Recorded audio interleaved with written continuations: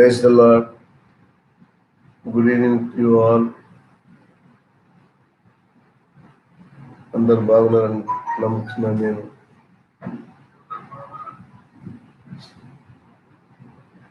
నిజవల్లమ్మ praise the Lord, God bless you అమ్మా.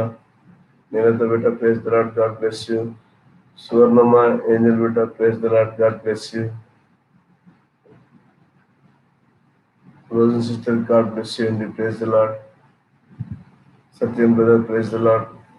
Prasannamma praise the Lord, God bless you. Amshamma praise the Lord, God bless you. Shavantamma praise the Lord. Keerthana బిడ్డ praise the Lord. Koti praise the Lord, God bless you. Subhakar praise the Lord నైనా, God bless you. ఏ బేటా praise the Lord, God bless you బేటా.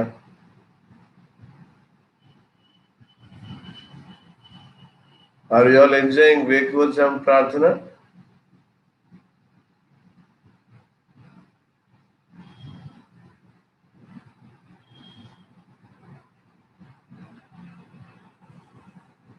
ప్రార్థన చేసుకుందాం.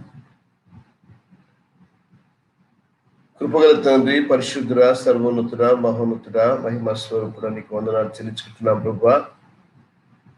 ఈ దినమంతా ఉదయకాలం నుంచి సాయంకాలం మట్టుకు మీ కాపుదల, మీ భద్రత మాకు అనుగ్రహించి మీరు అనుగ్రహించిన సమస్త మేలును బట్టి నీకు వందనాలు చెల్లించుకుంటున్నాం ప్రభువా.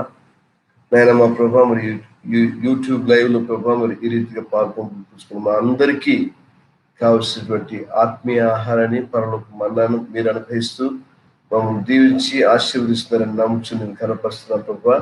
మీరు చేస్తున్న మేళ్ళకి గాను స్తుతులు చెల్లించుకుంటున్నాం ప్రభా. ఇది నిరాఘాటంగా ఈ అంతరాయాలు లేకుండా కొనసాగటకు మీరు సహాయం చేయండి. మేమంతా మీ ఆత్మలో మీరు అనుగ్రహించిన ఆత్మను బంధించబడి నీ కృప చొప్పున మా జీవితాలు కొనసాగే స్థితికి మీరు ఆశీర్వదించమని, మీరే మహిమ ప్రభావం పొందుకోమని, ప్రతి బిడ్డ జీవితంలో మీరే అద్భుత కార్యాలు, ఆశ్చర్యకార్యాలు జరిగించమని యేసుక్రీస్తు పరిశుద్ధ నామములో ప్రార్థించబడుకుంటున్నాం భగవంతుడు. ఆమేన్.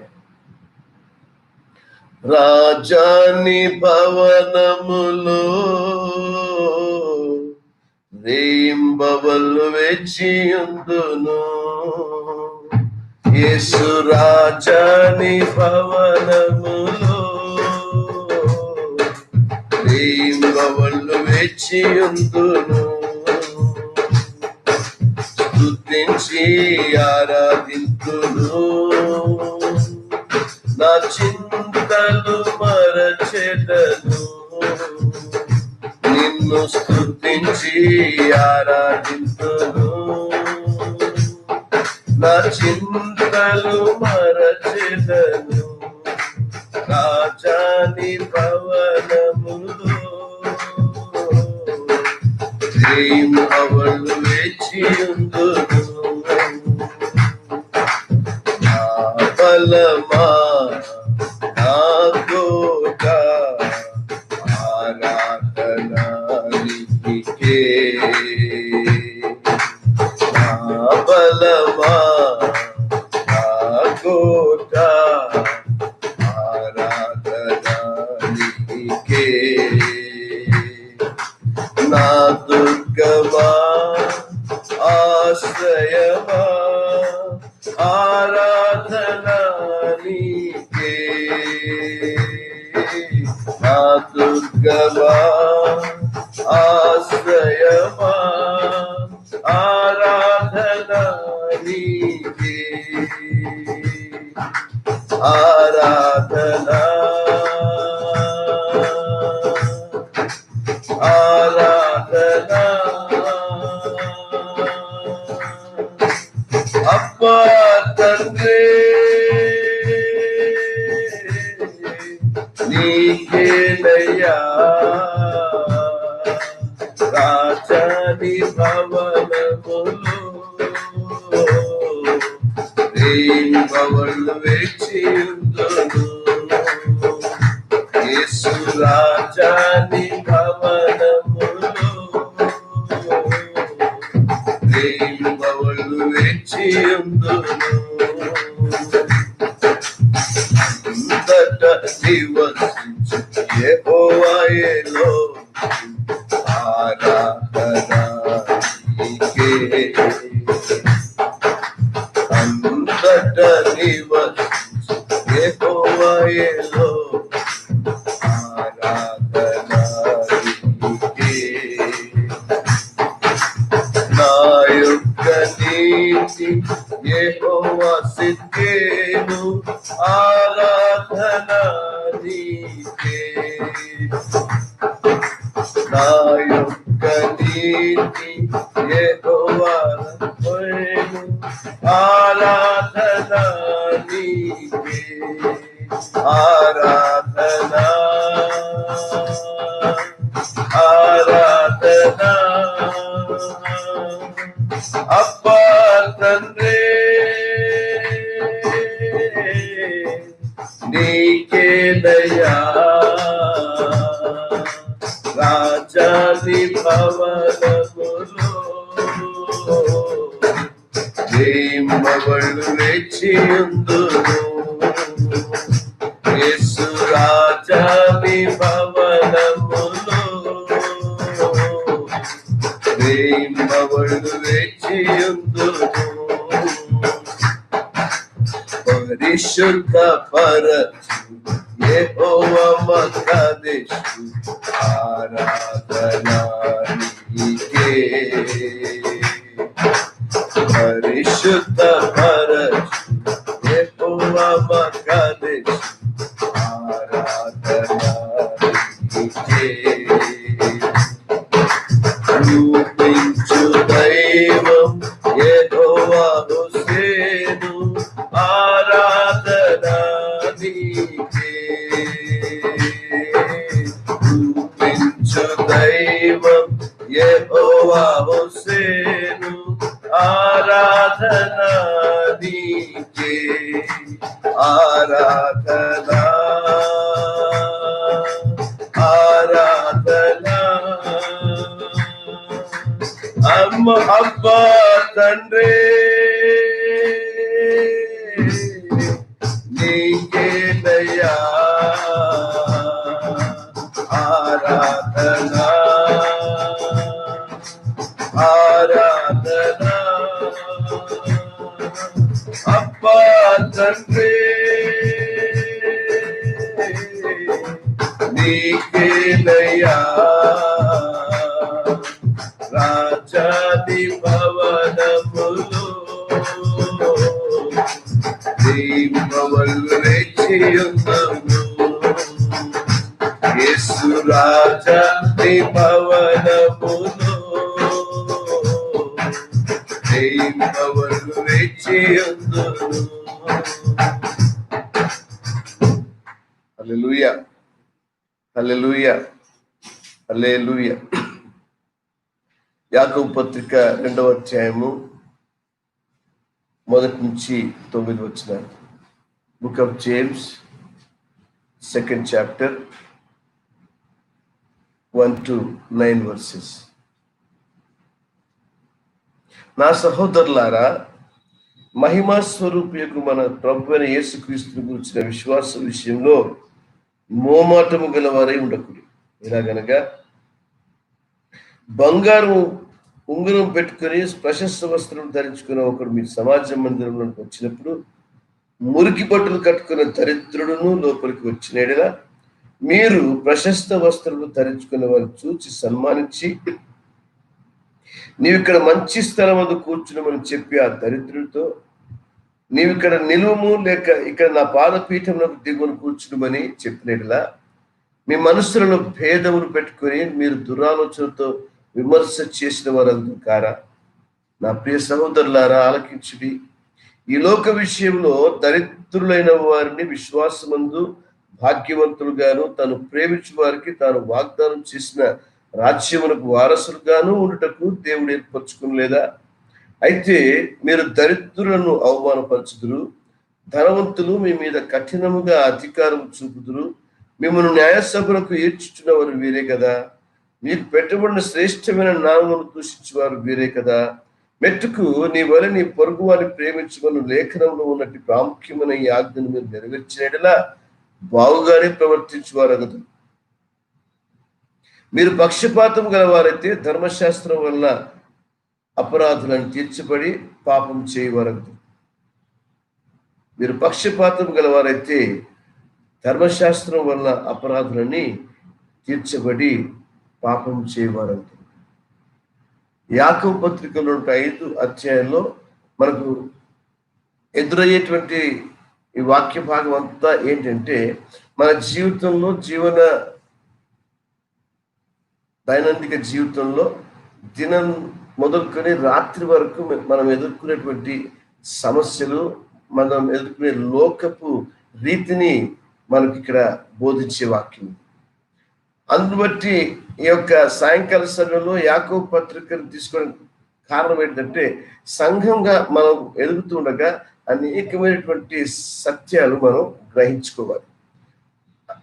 ఎందుకంటే మన సంఘంలో దేవుడి మహాకృపను బట్టి అందరూ ఆత్మ పొందుకున్న వాళ్ళు, అందరూ మరి అభిషేకం పొందుకున్న వాళ్ళు. కాబట్టి ఈ ఆత్మను పొందుకొని అభిషేకం పొందుకున్నటువంటి మన సహవాసానికి ఇతర సహవాసాలకు భేదం ఉండాలి. ఆ భేదం ఏముండాలి అంటే, మనం వాక్యాధారంగా వాక్య ప్రకారంగా ఎవరినైనా ప్రేమించే వారంగా మన జీవితాలు మార్చుకోవాలి. తప్పు లేదు, మన జీవితంలో కొన్ని మనకు ఆంక్షలు ఉంటాయి, మనకు కొన్ని కారణాలు ఉంటాయి, మనకు కొన్ని సమస్యలు ఉంటాయి, మనకు కొంతమంది ఇబ్బందులు ఉంటాయి. కానీ ఆ సమస్తమైనటువంటి పరిస్థితుల్లో నీవు వారిని ప్రేమించేవాడిగా నీ జీవితాన్ని మార్చుకోవాలి. అదే క్రీస్తు ప్రేమ.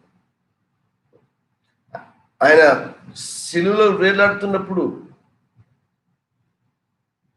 మొదటి మాట, తండ్రి వీరేం చేస్తున్నారో వీరు ఎరగరు కనుక వీరిని క్షమించుకోవాలి.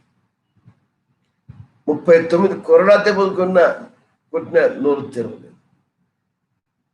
గడ్డం పీకి కరికి పరేసిన నోరు తెరవలేదు. మరి వారందరినీ శిలువలో వేలాడుతున్నప్పుడు క్షమించమని పరమ తండ్రిని వేడుకున్నట్టుగా వాక్యం. కాబట్టి ఈరోజు మన జీవితంలో జీవిస్తున్నామంటే బ్రతుకుట క్రీస్తు కొరకే, చావైతే లాభం. మనం బ్రతికిన చనిపోయినను క్రీస్తు కొరకే. రోమపత్రిక వాక్య భాగం ప్రకారంగా మన జీవితంలో ఏది జరిగినా ప్రభువుకు మాత్రమే మహిమ అనే స్థితిని ఎప్పుడైతే మనం గ్రహించి దాన్ని పాటించడానికి మొదలు పెడతామో, మన దేవుడు మనల్ని వదిలిపెట్టాడు. ఈ రోజులో భయంకరమైన పరిస్థితి ఏంటంటే, పిల్లలు తల్లిదండ్రులు ప్రేమించారు. సొంత కన్న పిల్లలు తల్లిదండ్రులు ప్రేమించారు. ఎందుకు ప్రేమించారు అంటే, వాళ్ళని గౌరవించడానికి వాళ్ళకు ఆలోచన లేదు. ఈ ఓల్డేజ్ హోమ్స్ కనుక, ఆ చారిటీ హోమ్స్ కనుక అప్పుడు పేపర్లో ఫేస్బుక్లో పెట్టినప్పుడు మనం చూస్తే చాలా భయంకరమైనటువంటి పరిస్థితులు తల్లిదండ్రుల పక్షంగా కుమార్తెలు వ్యక్తపరుస్తున్న పరిస్థితి. మరి ఆ తల్లిదండ్రులు ఆ కుమార్తెనే వారికి ఉన్న దశలో లేని దశలో వాళ్ళని కనుక ఆ రీతిగా కనుక వాళ్ళు సాధి ఉంటే, వాళ్ళని కనుక పెంచి ఉంటే, వారు ఈరోజు ఆ రీతిగా అంత ఉన్నత స్థితికి ఈరోజు సంపాదించి వారి జీవితాలు వారు సరిదిద్దుకునే స్థితికి రాగలిగే వాళ్ళ.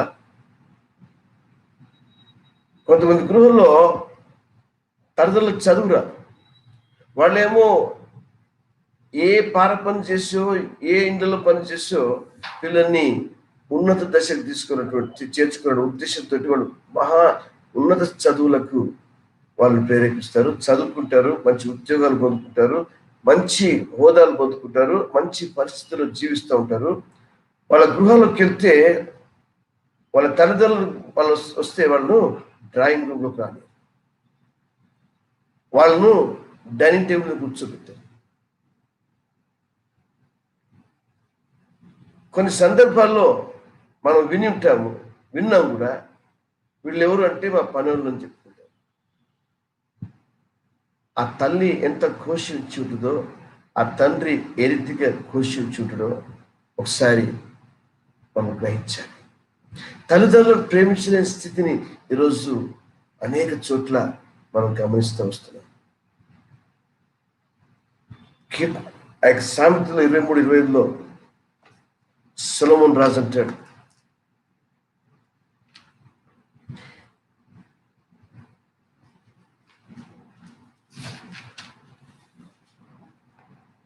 నీ తల్లిదండ్రులను నీవు సంతోష పెట్టవను. ప్రియులారా, ఈరోజు వాక్యం వింటున్న మనము నీ తల్లిదండ్రులను నీవు సంతోష పెట్టావు. నిన్ను కన్న తల్లిని ఆనందపరిచాను. నిన్ను కన్న తల్లిని ఆనందపరిచాను. అది చాలా ప్రాముఖ్యం నీ జీవితంలో. మొదటి ఘట్టం. ఒకవేళ నువ్వు ఎదుగుతూ ఉండగా 9 మాసాలు మోసిన నీ తల్లిని నీవు ఆనందింపచేయాలి. నీ తల్లిదండ్రులు నీవు సంతోషపెట్టాలి. దేనికి అంటే, ఒకప్పుడు నువ్వు ఏదో కోరిక కోరుంటావు. నీ చిన్నతనంలో తెలిసి తెలియని సందర్భాల్లో అనేకమైనటువంటి కోరికలు నువ్వు కోరుంటావు. మరి ఏ త్యాగం చేసి ఎలాంటి కష్టాలు కోర్చుకొని మరి నిన్ను ఈ స్థితికి ఆ తల్లి తండ్రి పెంచి ఉంటారో మర్చిపోవద్దు. ఈరోజు నువ్వు కూడా ఎదిగి సంపాదిస్తుంటున్నావు.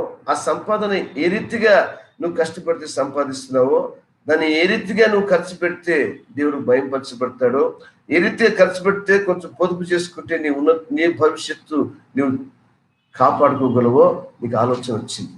మరి అదే స్థితిలో నీ తల్లిదండ్రులు కూడా ఎన్ని కష్టాలు పడి ఉంటారో నేను ఈ స్థితికి తీసుకురావడానికి నువ్వు ఒకసారి ఆలోచన చేయాలి.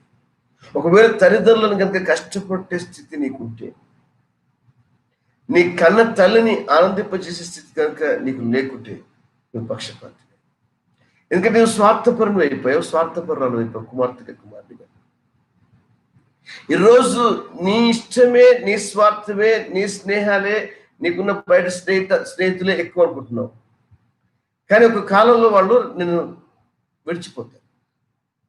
కానీ నిన్ను కన్న నీ తల్లిదండ్రులు వాళ్ళు చనిపోయేంత మటుకు నువ్వు ఎంత హింసించినా, ఎంత బాధ పెట్టినా వాళ్ళు నీకోసం పడిగాపులు కాస్తూ ఉంటారు. రాత్రులు ఒకవేళ నువ్వు ఆలస్యంగా వస్తే నువ్వు వచ్చేంత మటుకు వాళ్ళు నిద్రపో. ఈ స్థితి ఎందుకు అంటే వాళ్ళ కన్నా ప్రేమ. పక్షపాత వైఖరి పనికిరాదు. నువ్వు పక్షపాత వైఖరి కనుక నువ్వు ఒకవేళ ప్రదర్శిస్తే నువ్వు ధర్మశాస్త్రం ప్రకారంగా నువ్వు పాపం చేసిన వాడు.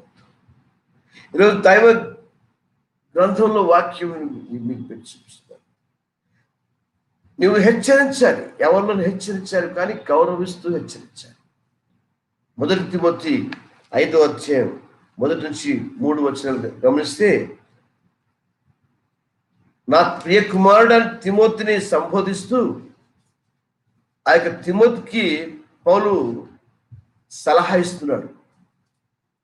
వృద్ధుని గద్దింపక. ఈరోజు యవనుడు పోయింది, వృద్ధుడు లేవలేని స్థితిలో ఉన్నాడేమో, నీ తండ్రి వృద్ధాప్యంలో ఉన్నాడేమో, నీ తల్లి వృద్ధాప్యంలో ఉందేమో, విసుక్కుంటున్నాడు.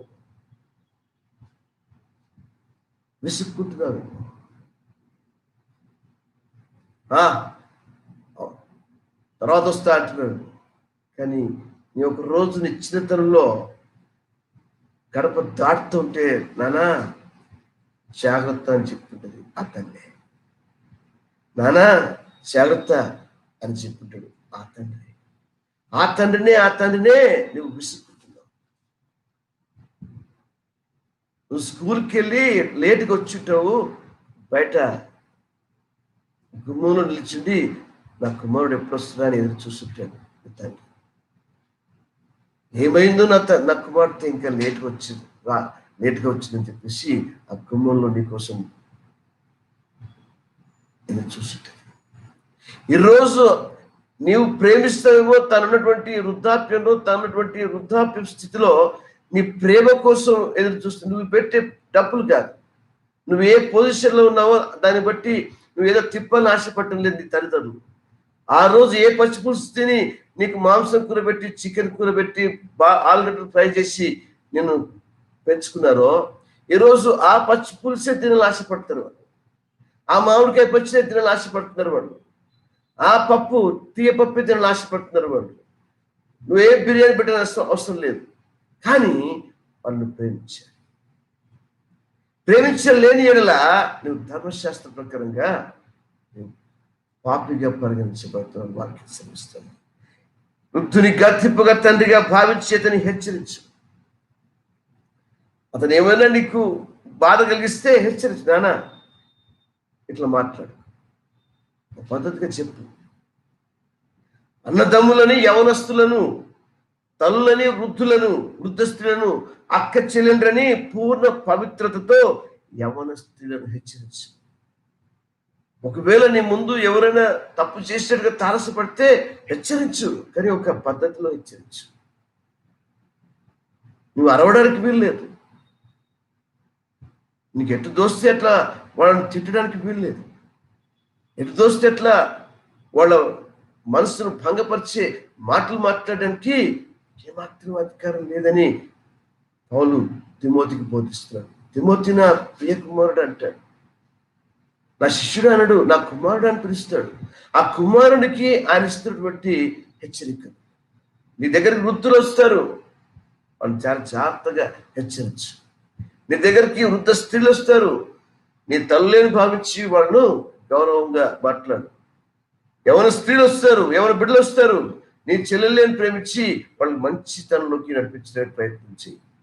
ఎవరు వస్తారు, తప్పు చేసే వస్తారు, ఆ తప్పు మార్గంలో నడిపించడానికి నీ సాక్ష్యాన్ని వాళ్ళకు బోధించి ఈ రీతిగా ఉందామో నాయన అని చెప్పేసి ప్రభుత్వ చింతగా నడిపించు. ఈరోజు ఈ వాక్యం చాలా ముఖ్యం. మన చిన్నపిల్లలు ఎట్లా పడితే కొడుతూ ఉంటాం, మనం చేతికి వచ్చి కొడుతూ ఉంటాం. మన చిన్నపిల్లలు, కన్న పిల్లలు ఎట్లా కొడతారండి? కన్న పిల్లని ఎట్లా కొట్టడానికి చేతులు వస్తాయండి? దయచేసి చేతులు జోడించి మిమ్మల్ని మీకు విజ్ఞాపన చేస్తున్నాను, మీరు చిన్నపిల్లలను కొట్టకండి. చిన్నపిల్లల పక్షంగా దేవదూతలు పరలోకంలో సాక్ష్యం చెప్తాయి. మత్తయి సువార్త 18వ అధ్యాయం ఉంటుంది. వాళ్ళను సంరక్షించే, వాళ్ళ కోసమే పంపించిన ఆ దేవదూతలు పరలోకానికి వెళ్ళి ఇదిగో వాళ్ళు సరిగా చూసుకోవడం లేదని సాక్ష్యం చెప్తాయట, ఫిర్యాదు చేస్తాయట. కాబట్టి నీ జీవితంలో I will give you that reference. You may be searching for it. 18:10 మత్తయి సువార్త 18:10. ఈ చిన్నవారిలో ఒకరినైనా తృణీకరింపక చూసుకుంది. వీరి దూతలు, వారి పక్షంగా దేవుడు పంపించిన దూతలట, పరలోకమందున్నటువంటి నా తండ్రి ముఖమును ఎల్లప్పుడూ పరలోకమందు చూస్తుందని మీతో చెప్తున్నారు. మీరు ఏ రీతిగా నీ చిన్న పిల్లలతో వ్యవహరిస్తున్నారో ఆ సమస్తాన్ని పరలోకమందు తండ్రికి వాళ్ళు విన్నవించుకుంటుంటారు. So be careful while hitting your children. You should not manhandle it. చేతులు ఆడిచ్చోదు అసలు, తప్పదు. ద్రోహులారు అంటేనే మోషేను యోర్దాను మీద దాటిన దేవుడు మాట. మరి మనం చేతులు ఆడిచ్చి, నోరు ఆడిచ్చి, మనం ఇష్టానుసారంగా మన పిల్లలతో, మన యవనులతో, మన యవనస్త్రాలతో, మరి వృద్ధ స్త్రీలతో, వృద్ధ పురుషులతో మనం వ్యాపారం కనుక చక్కగా లేకపోతే దేవుడు నన్ను క్షమించాలి. నన్ను క్షమించాలి ఒకవేళ మీకు ఏదైనా ఆయాసం కలిగిస్తే మాట. తల్లిదండ్రులు కూడా మరి బిడ్డలను ప్రేమించాలి. వాళ్ళకి మనసు కష్టం వచ్చినట్టుగా వాళ్ళు కూడా ప్రవర్తించాలి. తల్లిదండ్రులు కూడా వాళ్ళకి ఒక నియమం పెట్టుకోవాలి, వారి హద్దుల్లో ఉండాలి. తల్లిదండ్రులు మరి పిల్లలను మరి బాధపడేట్టు కూడా మాట్లాడదు. ఎఫ్సి పత్రిక 6వ అధ్యాయం వాక్యం. ఎఫ్సి పత్రికలో వాక్యం ఉంది, తల్లిదండ్రులారా మీరు మీ పిల్లలకు వ్యసనకరంగా మారగలరు.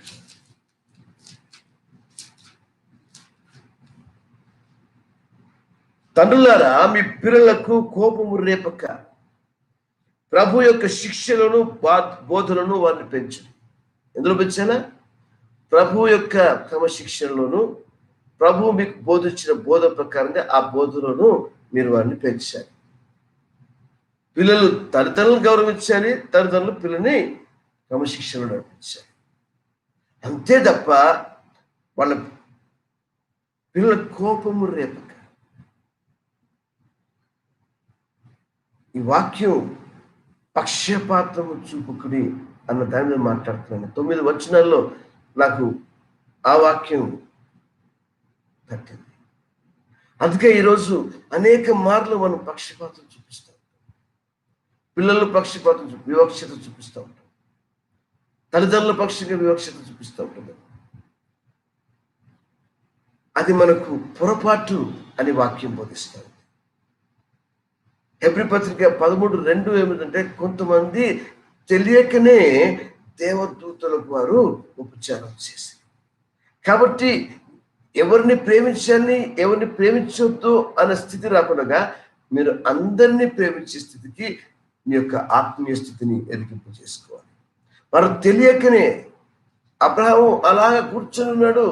సొదొమ గొమొర్ర నాశనం చేయడానికి బయలుదేరినటువంటి ఆ 2 దూతలు వచ్చి ఆయన కనిపించారు. యెహోవా మాట్లాడుతూ ఉన్నాడు, దూతలు అక్కడ కనిపిస్తున్నాయి. తెలియకనే ఆ రోజు ఆ దూతలకు ఆహారం పెట్టి, ఒకరోజు ఈస్టర్ సండే, ఒక 5 సంవత్సరాలు అయింది అనుకుంటా. ఈస్టర్ సండే రోజు ఆరాధన అయిపోయింది. ఒక ముసలావిడ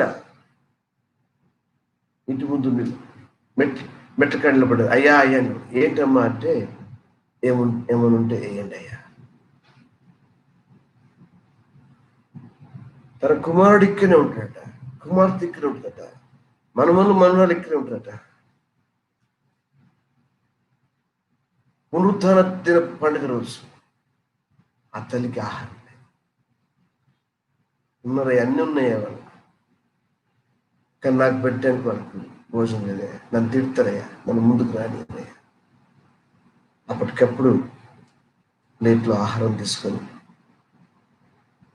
మంచిగా తీసుకొని, ఆ రోజు ఫ్రైడ్ రైస్, చికెన్, మటను, పప్పు, సాంబారు, సొరకాయ పప్పు అన్నీ చేసుకొని ఆ తల్లిని కూర్చోబెట్టి, కడుపు ఇంకా మేము తినలేదు, ఇంకా తినబోతున్నాం. ముందు ఆమె పరిచయం చేశాను నేను. మా భార్య చేసింది, మా బిడ్డలు చేశారు. డాడీ ఆ తల్లికి ఆహారం కడుపుండే పెట్టేసి, మళ్ళీ నాకు తోచినంత ఇంత డబ్బు ఆ చేతులు పెట్టి కానుక, అమ్మ వెళ్ళాం, దేవుడిని ప్రేమిస్తాం. మన జీవితంలో అతి సాక్ష్యం కలిగి ఉంటాడు. మా తండ్రి గారు ప్రతి పండుగ చెక్కు వాళ్ళ స్కూల్లో పనిచేసే స్వీపర్లను, స్కావెంజర్లను, ప్యూన్లను అందరినీ పిలిచి, మా అందరికంటే ముందు టీచర్లను కూడా పిలిచేవాడు. ఆ టీచర్ల కంటే ముందు చేసిన భోజనం వాళ్ళకు పెట్టేవాడు. మాకు మాదిరి నేర్పించారు మా తండ్రి. ఆయన ఈ దిక్కులని వాళ్ళని చూసుకోవాలి. తక్కువ జాతి వాళ్ళను మనం ఎప్పుడు, పేదవాళ్ళను మనం ఎప్పుడు కించపరుచుతున్నాయన, వాళ్ళని మంచిగా చూసుకోవాలి బిడ్డ. అన్నం 1 కిలో సరిపోద్దేమో, 3 కిలోలు మనం ఆహారం లంచ్ చేసుకుంటే, పార్టీ చేసుకుంటే మనం 10 మందికే వంట చేస్తాం. మా డాడీ 20 మందికి వంట చేయవచ్చు. I still follow that advice. We still follow it. నాకు అలాంటి భార్యని దేవుడు ఇచ్చాడు, నాతో ఏకీభవిస్తుంది, సహకరిస్తుంది. నేను ఏదంటే నాకు ఎప్పుడు ఎదురు చెప్పాను.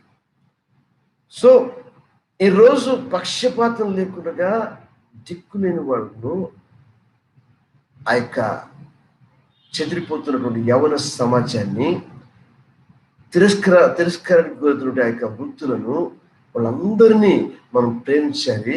ఆ ప్రేమించినప్పుడు దేవుడి ఆశీర్వాదాలు మనకు తప్పకుండా పరలోకం నుంచి అనుగ్రహిస్తాడు దేవుడు.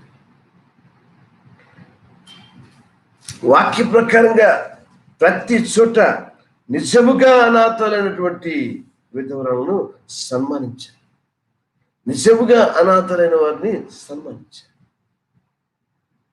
కాబట్టి జీవితంలో, మన క్రైస్తవ జీవితంలో అడుగడుగులో మాదిరి అనేకులకు మనం కనపరచుకోవాలి, మాదిరికరమైన జీవితం జీవించాలి. అటు స్థితి మనం ఎప్పుడైతే మన జీవితంలో ప్రదర్శిస్తుంటామో పరలోకమందున తండ్రి మనపై దృష్టి సారించి మనకు ఆశీర్వాదాలు అందిస్తాడు. యాకోబు పత్రిక నాకు చాలా ఇష్టం, చాలాసార్లు చదువుతూ ఉంటాను నేను.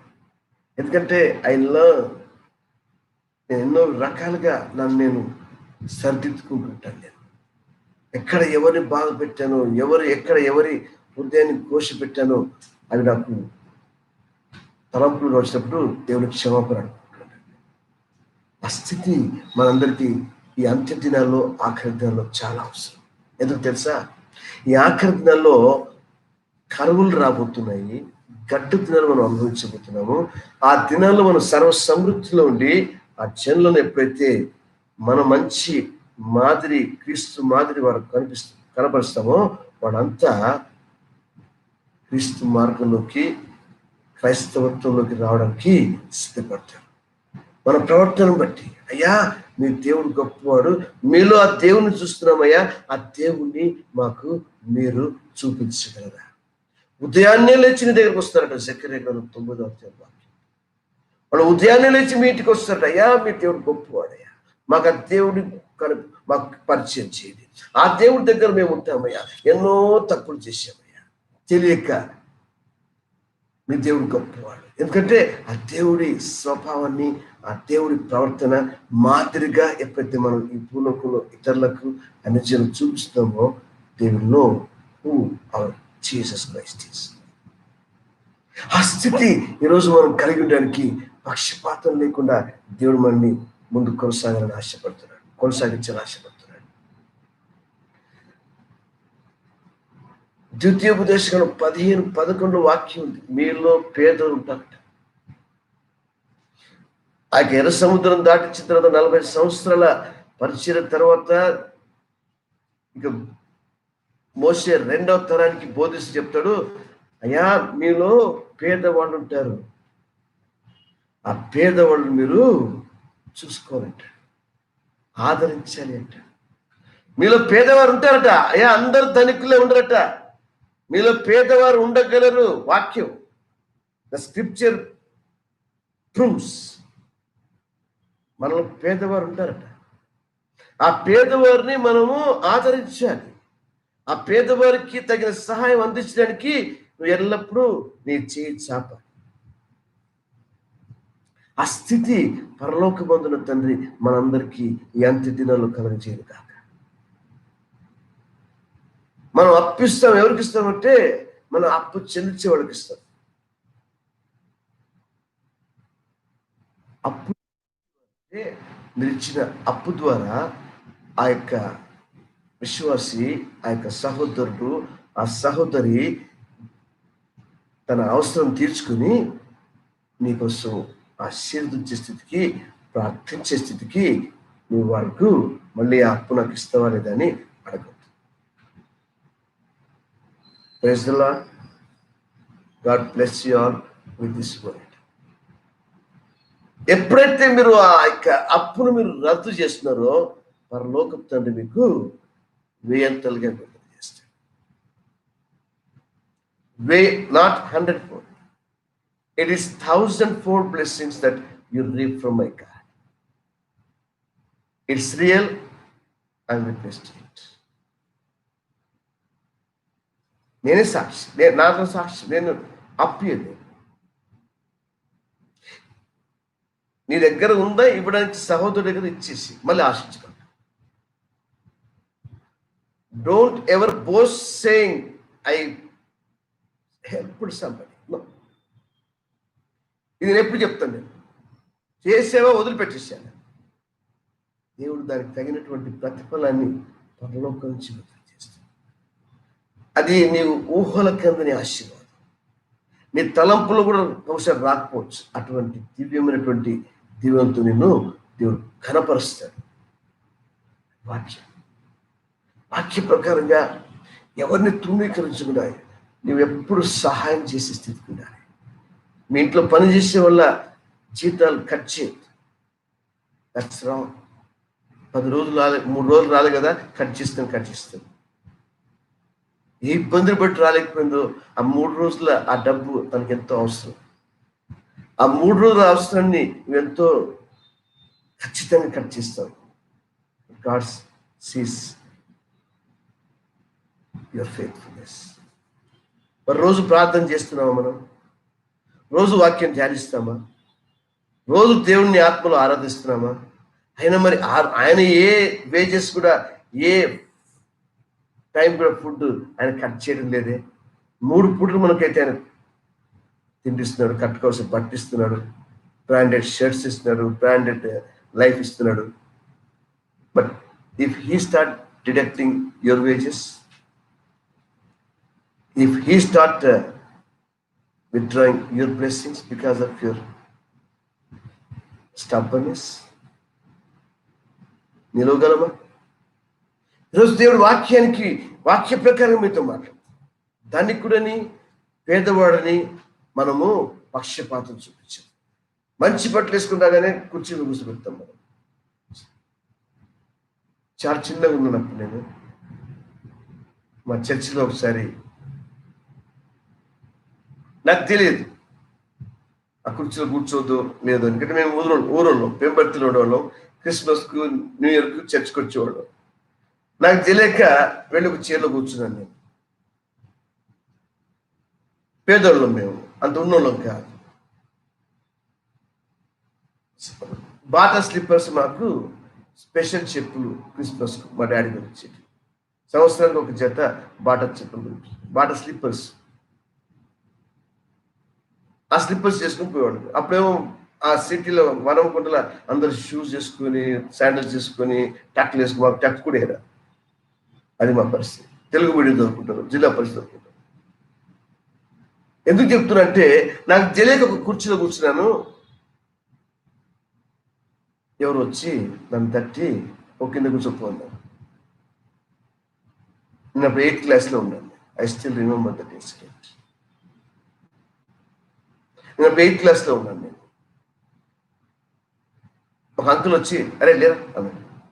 ఏంటి అంటే, క్రిస్మస్ కదా సూట్ వేసుకొని ఒక ఆయన వచ్చి, ఆయన కూర్చోబెట్టి అడుగుపో,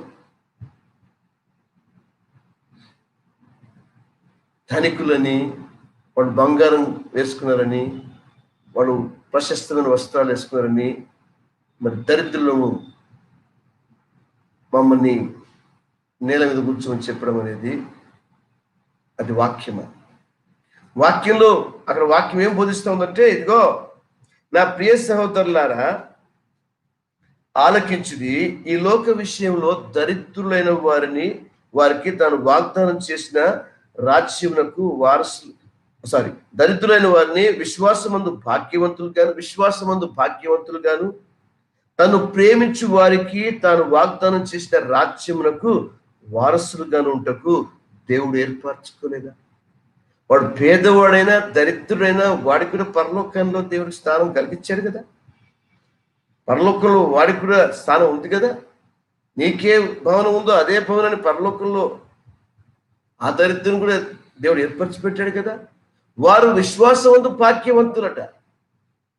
మాకు తెలియదు మా ఆ విశ్వాసం బట్టి ఏంటో, కానీ ఆనాడు ప్రార్థనలు మా తండ్రి ఏం చేశాడో, మరి 30 సంవత్సరం నుంచి నాకు దేవుడు దేశం గురించి ఏ ప్రార్థన చేసుకున్నాడో విశ్వాసంలో నేను ఎదిగాను.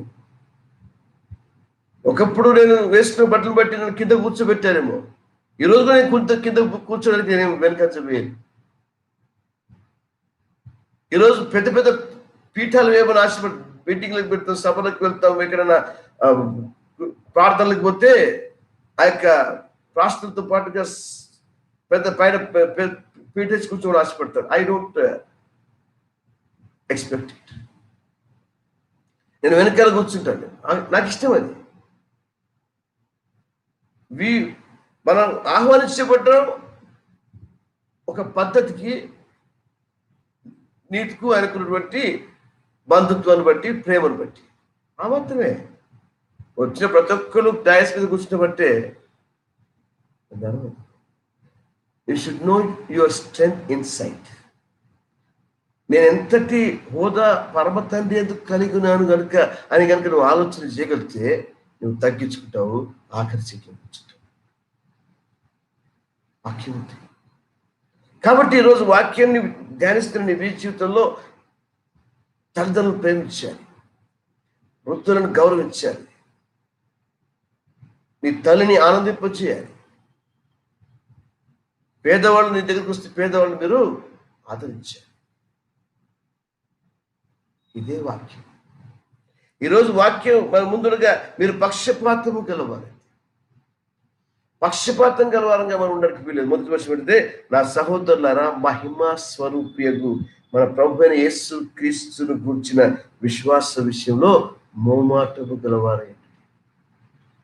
మొహమాటం లేకుండా మంచి మనసు కలిగి ఉండి దేవుణ్ణి ప్రేమించే బిడ్డలుగా ఎవరినైనా ప్రేమించే స్థితికి మనము మన జీవితాన్ని ఉన్నత దశకి హెచ్చించుకోవాలి. ఆ రీతిగా ఉన్నప్పుడే దేవుడు మన పక్షంగా ఆశ్చర్యకరం. ఎందుకంటే దేవుడికి మన మీద ఉన్నటువంటి ఆ యొక్క ప్రేమ ఏంటో చూసి I finish this word. You are most important for my God.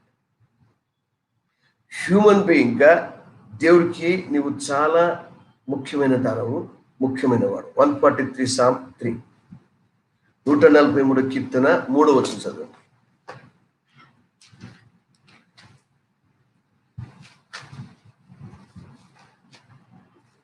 లోకంలో అంత్య దినాల్లో, ఆఖరి దినాల్లో సంఘాన్ని స్థాపించడానికి, సంఘ బిడ్డలుగా, సంఘంగా మార్చబడడానికి దేవుడు నన్ను ఏర్పరచుకుంటున్న ఈ ఆఖరి దినాల్లో నీ జీవితంలో అనేకమైనటువంటి గొప్ప కార్యాలు చేయడానికి దేవుడు నిశ్చయించుకున్నట్టుగా మనమంతా దేవుడికి మహిమకరంగా ఉండేటువంటి స్థితిని మన జీవితాల్లో దేవుడికి సమర్పించుకోవాలి.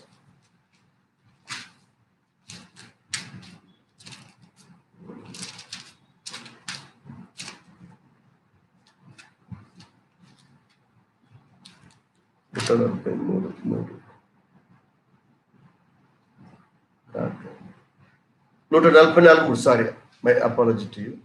144:3 యెహోవా కీర్తనకారుడు ప్రార్థిస్తున్నాడు, దేవుని అడుగుతున్నాడు, యెహోవా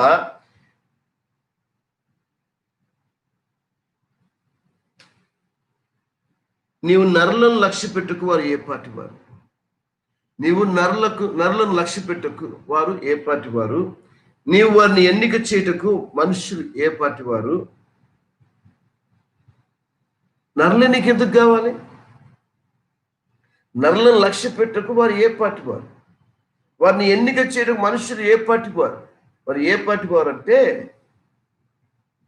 కీర్తన గ్రంథం 8:4-6 వరకు.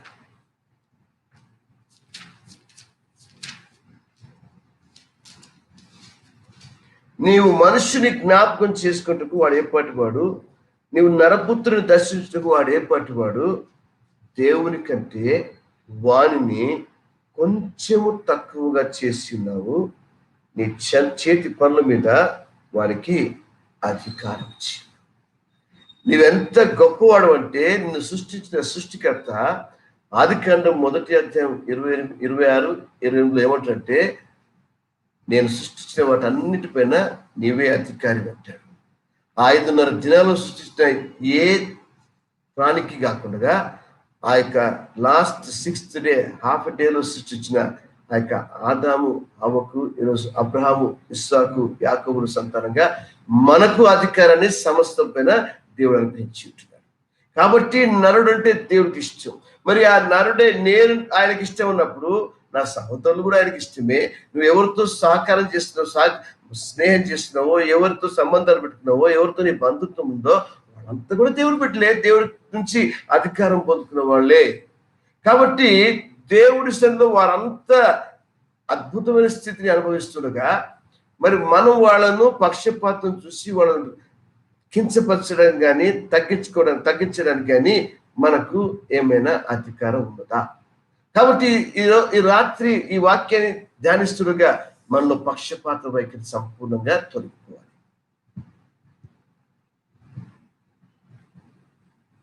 మనుషులను చూసి మనం గౌరవించద్దు. వారి హృదయాలను కనిపెట్టి వారిని ప్రేమించాలి, వారిని గౌరవించాలి. వారి దేవుడి బిడ్డలని గ్రహించి వారి పక్షంగా మనం ప్రార్థన చేయాలి. స్థితి దేవుడు కలగజేయడానికి యాకోబు పత్రిక చాలా ముఖ్యం. సంఘం ఎదుగుతున్నప్పుడు, ఈరోజు సంఘం ఎదుగుతుండగా, సంఘం విస్తరిస్తుండగా, సంఘ సహవాసాలను దేవుడు నడిపిస్తుండగా అనేకులు మనకు తారసపడతారు. April 4th, 2008 నేను చర్చి ఇంటి నుంచి షిఫ్ట్ చేసి సెంట్ ఆంథనీ స్కూల్లో మొదటి ఆరాధన రోజు. చాలా మంది అప్పుడు నా దగ్గర డబ్బులు లేవు, కానీ మొదటి ఆరాధన మొదలు పెడుతున్నాను. అంతకుముందు ఎప్పుడో ఒక చోట ప్రార్థనకి వెళ్తే, ఆ ప్రార్థనకి వెళ్ళిన చోట ఇళ్ళలో పనిచేసే ఒక స్త్రీ, అంటే ఒక 50 ఉంటుందేమో, ఆ స్త్రీకి ప్రార్థన చేశాను నేను. ఆ స్త్రీకి ప్రార్థన చేస్తే, అయ్యా నేను లోన్ కోసం పెట్టిన, ఆ లోన్ కోసం ప్రార్థన చేయాలి. అది ఎంత అంటే 25,000 loan. It is real. On the 4th April 2008 నేను చర్చిలో ఏదో సమస్య వస్తే, నేను ఇంటి నుంచి అక్కడ ఏదో అవసరం అయితే నేను ఇంటికి వెళ్ళి వస్తున్నా, మధ్య ధరలో ఆ స్ట్రీట్ లోనే మధ్య ధరలో అయ్యా అయ్యా అయ్యా అయ్యా నేను ఆపింది. సారీ, నన్ను క్షమించాలి, ఈ సాక్ష్యం చెప్తుంది, బాధ అనిపిస్తుంది. తెలియదు నాకు, ఆ రోజు ఎప్పుడు ప్రార్థన చేసాను మర్చిపోయాను. మంచి బట్టలు వేసుకుంటే బహుశా నేను జ్ఞాపకం పెట్టేవాడిని. అది ఏమ్మా ఎట్లా పోతే చేతనైతే లిఫ్ట్ అడితేమో అనుకున్నాను. అయ్యా మీకోసం అక్కడిక్కడ చాలా వెతికిన, అయ్యా మీకోసం వాకప్ చేసిన, మీ అడ్రస్ దొరకలేదు, మీరు ఎక్కడ తెలియదు అయ్యా. ఎందుకమ్మా నాతో ఎందుకమ్మా అంటే, ఫలానా ప్రార్థన సహవాసంలో మీరు నాకు ప్రార్థన చేశారయ్యా, ప్రార్థన చేస్తే 25,000 లోన్ నాకు కావాలయ్యా, చాలా సమస్యలు ఉన్నాయా, అది వస్తే నేను మంచిగా అయిపోతాను, ప్రార్థన చేస్తే అవి నాకు దేవుడు ఇచ్చాడు. సోమవారం అది శుక్రవారం ప్రార్థన చేసినవయ్యా, సోమవారం బ్యాంక్కి వెళ్తే నాకు డబ్బులు ఇచ్చినావయ్యా. అప్పటి నుంచి 2,500 రూపాయలు ఇవయ్యా ఇలా కట్టుకొని తిరుగుతుంది, కొంగులు కట్టుకొని తిరుగుతుందంటే ఎక్కడ ఆయన దొరికితే ఆయనకి ఇస్తామని. ఆ రోజు చర్చ్ డెడికేషన్ డే.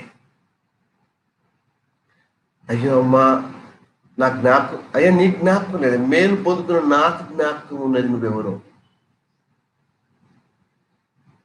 అది సాక్ష్యం. 2,500 రూపీస్ తీసి నాకు ఇచ్చింది. నిజంగా that 2,500 was like 2.50 lakhs from me on that day, the need that I had. ఆ రోజు నాకున్న అవసరతకు అది నాకు 2,50,00,000తో సమానం. నేను ఫెయిత్ లో అన్ని చేసిస్తూ ఉంటాను. I arrange everything. నా జేబులు ఎంప్టీగా ఉంటాయి, స్టిల్ అన్నిటినీ అరేంజ్ చేస్తాను. ప్రభుత్వాన్ని చూస్తాను. దేవుడు నాకు సహాయం చేశాడు. ఆ యొక్క పేదరాలతో, పేద స్త్రీతో అద్భుతం చేశాడు. ఎవరిని తృణీకరించకండి. తెలియకనే కొందరు దేవదూతలకు పరిచయం చేశారు, కొందరు దేవదూతలకు పరిచయం చేశారు. ఇలాంటి ఎన్నో మేము పంచుకున్నాను. ఈ లోకంలో తగ్గింపు జీవితం జీవించాలి.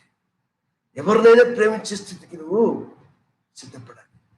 ఆయన అభిషేకం అదే, ఆయన మనకిచ్చిన ఆత్మ అదే. అందరినీ ప్రేమించాలి. పక్షపాత వైఖరి పనికిరాదు. ఈరోజు దేవుడి సహాయం మనందరికీ చేయగలట్టుగా ప్రార్థన చేసుకున్నాం. స్తోత్రం ప్రభా, స్తోత్రం ప్రభా. నాయన యాకోబు పత్రికలో మీరు పొందుపరిచినటువంటి మంచి కార్యాలు విశ్వాసుల పక్షంగా ఇదిగో మా సంఘం మేమంతా కలిసి ధ్యానిస్తున్నాం ప్రభా. అవును రాజా, మరి ఈరోజు మా జీవితంలో ఏదైనా నీ వాక్యంలో మాట్లాడేది పక్షపాత వైఖరి, మా సహోదరుల పక్షం కానీ, మాకు తెలిసిన వారి పక్షం కానీ, పేదవారి పక్షం కానీ, వృద్ధుల పక్షం కానీ, వృద్ధురాళ్ళ పక్షం కానీ, యవనస్తుల పక్షం కానీ ఉంటే మమ్మల్ని క్షమించండి నాయన. మేము చేసే ఏ నీతి కార్యము ఈ భూలోకంలో మీరు పరలోకంలో నిర్ధారణ చేయాలి ప్రభా. మీరు దాన్ని అప్రూవ్ చేయాలి ప్రభా. మేము అప్రూవ్ చేయడం కాదు నాయన.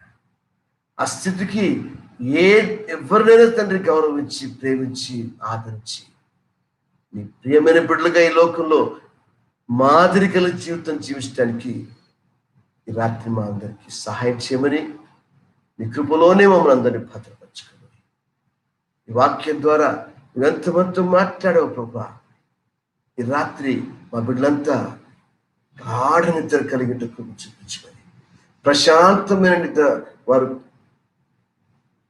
ఉన్నత స్థితి నుంచి బయటికి వచ్చి ఈ రాత్రి ప్రశాంతంగా పడుకోవడానికి నాకు మా బిడ్డలకు సహాయం చేయమని, ఉదయకాలం ప్రభు వేకువజామున మళ్ళీ నేను కనపరచడానికి మమ్మల్ని అందరినీ ఐక్యపరచమని తిరిగి రానైనటువంటి యేసుక్రీస్తు పరిశుద్ధ నామములో ప్రార్థించి వెళ్తున్నాను. ఆమేన్. పరలోకమందున మా తండ్రి, నీ నామం పరిశుద్ధపరచబడును గాక, నీ రాజ్యం మాకు వచ్చును గాక, నీ చిత్తం పరలోకమందు ఎలాగో భూమి యందును నెరవేరును గాక. మాకు కావలసిన ఆహారం నేను మాకు దయచేయము. మా రుణస్తులు మేము క్షమించిన ప్రకారం మా రుణములను క్షమించము.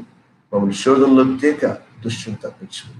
ఎందుకనగా రాజ్యం, శక్తి, మహిమ నీవైన స్వామి. ఆమేన్. యేసు రక్తమేచి, శిలువ రక్తమేచి, గొర్రెల రక్తమేచి, కల్వరి రక్తమేచి, ప్రభు యేసు నామమునకేచి. Hallelujah, hallelujah, hallelujah. Praise the lord.